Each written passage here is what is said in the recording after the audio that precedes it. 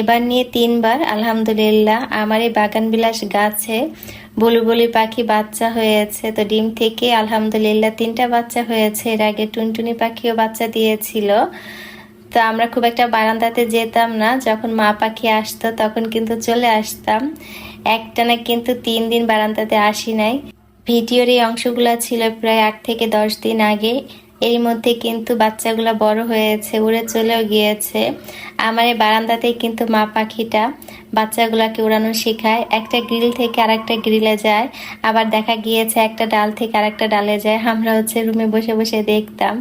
মা পাখিটা 3টা বাচ্চাকে আগলে রাখার জন্য মাঝে মধ্যে কিন্তু হেল্পিং হ্যান্ড খালা যখন বারান্দাতে যেত, উড়ে চলে যেত না, বসেই থাকতো। খালা আস্তে করে বারান্দাটা পরিষ্কার করে চলে আসতো। একটা পাখি হয়ে 3টা বাচ্চাকে কিভাবে আগলে রেখেছিল। আমার আজকের এই ছোট্ট ভিডিওতে ভয়েস দিতে গিয়ে অনেকটা সময় নিয়েছিলাম। অনেক সময় ধরে ভয়েস দিয়েছি, কতবার যে ভয়েস কেটেছি তার ঠিক নাই। বারবারই চোখের সামনে ভেসে উঠছিল মাইলস্টোন ট্র্যাজেডি, ছোট ছোট বাচ্চার মুখগুলা। চুপচাপ বসে নীরবে কেঁদেওছি। বর্তমান সময় আসলে 1 সেকেন্ডেরও ভরসা নাই। সুস্থ বাচ্চাদেরকে স্কুলে দিয়ে আসার পরে যে আসে বাচ্চাগুলা বাড়ি ফিরবে না, মায়ের বুকে ফিরবে না, এটা ভাবাই যায় না। নিজে বাচ্চাদেরকে আগলে রাখুন। যতক্ষণ বাচ্চারা আপনাদের কাছে থাকে, মায়েদের কাছে থাকে, বাসায় থাকে, বাচ্চাদেরকে সময় দিন, বুকের মধ্যে আগলে ধরে রাখুন। বাচ্চাদেরকে সময় দিন, বাচ্চাদেরকে আদর করুন, বাচ্চাদের সাথে বেশি করে সময় কাটান। ভুল করলেও বাচ্চাদের গায়ে হাত তুলবেন না প্লিজ।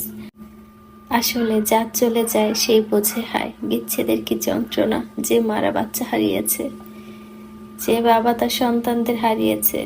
একটা নিউজ ফিডে দেখলাম একজন বাবা তার 3টা সন্তানকেই হারিয়েছেন। কত কষ্ট, তাই না? কত যন্ত্রণা সেই বাবা মায়ের। সবগুলো রুম গোছানোর পরে ফার্নিচার পরিষ্কার করে বারান্দায় কিছুটা সময় পার করলাম। তারপর একটু ক্ষুধা লাগলো, তো বাসায় কাঁঠাল ছিল, তো ভাবলাম কাঁঠালটা পরিষ্কার করে নেই, মানে পুরোটা উঠিয়ে একটা বক্সে রেখে দিব। আর যেহেতু দুপুরবেলাতে ময়লা নিতে আসে, তো ময়লা ঝুড়িতে রেখে দিব। তো একসাথে সব কাঁঠাল উঠিয়ে বক্সে করে রেখে দিয়েছি ফ্রিজে, ঢাকনা আটকে। কারণ ঢাকনা ছাড়া কাঁঠাল রাখলে ফ্রিজে একটা বাজে গন্ধ ছড়ে, যেটা আসলে সব খাবারের মধ্যে চলে যায়, একদমই ভালো লাগে না।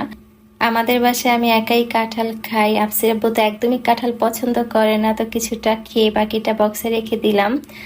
তো কাপড়টা মেশিনে দিয়ে এসেছি। আমরা যারা মেশিনে কাপড় ধুই, তো কাপড় তো যে কোনো সময় ধুয়ে রাখা যায়, তাড়াতাড়ি শুকিয়ে যায়। আর যারা হাতে আমরা কাপড় পরিষ্কার করি, তো তাড়াতাড়ি যদি কাপড়টা ধুয়ে নেওয়া যায়, বিশেষ করে রান্না করতে আসার আগে যদি কাপড়টা আমরা ভিজিয়ে রাখতে পারি, রান্না শেষ করে কিন্তু কাপড়টা সুন্দর করে ধুয়ে নেওয়া যায়, এতে করে কাপড়টাও পরিষ্কার হয়। তো এরপরে চলে এলাম রান্না বান্না করতে। আজকে একটু কাঁঠালে বিচি দিয়ে মুরগি মাংস রান্না করব, আর সাথে এখানে মান কচুর গোড়ার অংশটা ভাজি করব। খালা সুন্দর করে কেটে দিয়েছেন। আমি মান কচুর গোড়ার অংশটা হালকা একটু সিদ্ধ করে, একদমই হালকা লবণ দিয়ে একটু হলুদ দিয়ে সিদ্ধ করে পানিটা ফেলে দেই, যেন গলা না চুলকায়। আর এখানে তো মাংসটা ভিজিয়ে রেখেছি।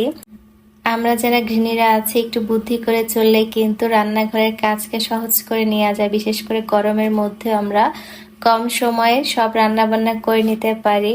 তো এখানে আমি কচুটাকে ভাপ দিয়ে পানি ঝরিয়ে তারপর ভাজি করব। আমি যখন ভাত রান্না করি, আমি কিন্তু গরম পানি দিয়ে ভাত রান্না করি, এতে করে অল্প সময়ের মধ্যে ভাতটা হয়ে যায়। আর সাথে আমরা যারা গ্যাস সিলিন্ডার ব্যবহার করি, তো গরম পানি দিয়ে ভাত রান্না করলে অনেকটা কিন্তু গ্যাস সাশ্রয়ী হয়। এছাড়া আমি মাংস রান্নার সময় প্রেসার কুকার ব্যবহার করি। কম সময় রান্না করার জন্য প্রেসার কুকার খুবই ভালো। দেখা যায় অনেক সময় ডাল সবজি রান্না করার জন্য হালকা একটু সিদ্ধ করে নিই প্রেসার কুকারে, তারপরে বাগার দিয়ে নিই। তো এভাবে কিন্তু কম সময়ের মধ্যে রান্না করা যায়। আমি এখানে বেশি করে রসুন দিয়ে, কাঁচামরিচ দিয়ে কচুটাকে সুন্দর করে ভাজি করে নিয়েছি। কচুটা খেতে খুবই মজার হয়। অনেকে চাকা চাকা করেও ভাজি করেন, সেটাও খেতে খুবই মজার হয়। ভিডিওর এই পর্যায়ে এসে আপনাদেরকে একবার স্মরণ করে দিতে চাই, আমার ভিডিওটি যারা দেখা শুরু করেছেন প্লিজ একটা লাইক দিবেন যদি আমার ভিডিওর কোনো অংশ একটু হলেও ভালো লাগে। আর যারা প্রথম আজকে আমার ভিডিও দেখছেন, আমার চ্যানেলে নতুন, চাইলে কিন্তু আমার ছোট্ট চ্যানেলটি সাবস্ক্রাইব করে পাশে থাকতে পারেন। কাঁঠালের বিচি দিয়ে একটু আলু দিয়ে লেয়ার মুরগি রান্না করব। আর লেয়ার মুরগির মাংসটা যেহেতু একটু শক্ত হয়, তো প্রেসার কুকারে রান্না করলে তাড়াতাড়ি রান্না হয়ে যায়। আর বাচ্চারা যদি খায়, বিশেষ করে আমার বাচ্চারা তো এই যে মুরগির পা, পাখনা, মানে হাড় জাতীয় খাবারগুলো বেশি পছন্দ করে। তো প্রেসার কুকারে রান্না করলে কম সময় রান্না হয়ে যাবে, সুন্দর দেখা যাবে, সিদ্ধ হয়ে যায়, বাচ্চারা খেতে পারবে আর কি। আমরা অনেকেই কিন্তু খুব টেনশনে থাকি কাঁঠালের বিচি পরিষ্কার করা নিয়ে। তো কম সময়ের মধ্যে কিভাবে কাঁঠালের বিচিটা পরিষ্কার করা যায়, মানে এই যে কাঁঠালের বিচির উপরে যে পাতলা লাল আবরণটা থাকে মানে চোকলার মতো, তো সেটা পরিষ্কার করা নিয়ে অনেক টেনশনে থাকি। কিন্তু অনেক পুষ্টিবিদরা কিন্তু লাল পাতলা চামড়াটাও খেতে বলছেন, যে এতেও নাকি পুষ্টি থাকে। তো আমি নিজেও কিন্তু অনেক সময় নিয়ে কাঁঠালের বিচিটা পরিষ্কার করেছি, তবে এরপরে ভাবছি যে না, আর পরিষ্কার করব না, যেহেতু তারা বলছেন যে পাতলা আবরণটা খাওয়া ভালো, পুষ্টি আছে, তা আর পরিষ্কার করব না, এভাবে